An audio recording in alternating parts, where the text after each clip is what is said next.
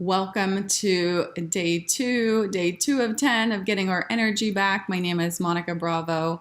I am a holistic health coach and life coach, and I help mamas who want to beat fatigue. They want to get that oomph and that energy back.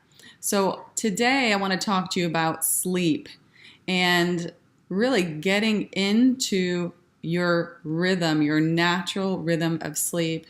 In Ayurveda, a good sleep rhythm is sleeping by 10 and waking up at 6. So that could be sleeping, getting in bed at 9 o'clock, really moving all the electronics out of the way, moving your phone, anything that's going to make you feel overwhelmed, really getting de-stressed an hour before you go to bed. So about 9 o'clock, put everything away. Maybe you read a book, maybe you do your meditation. Give yourself a lovely oil massage. I like to put little balance and lavender on my feet and massage my feet before bed. Give your kids hugs and kisses or read them a book. Make it very de-stressful.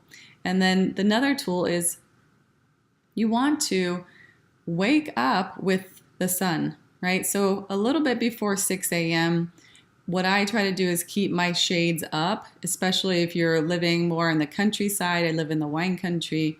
I keep my shades up so that when the sun starts to rise, it actually awakens me. And you can awaken naturally with the sunrise. Now, another tool you can use is to stop eating heavy foods before sleep.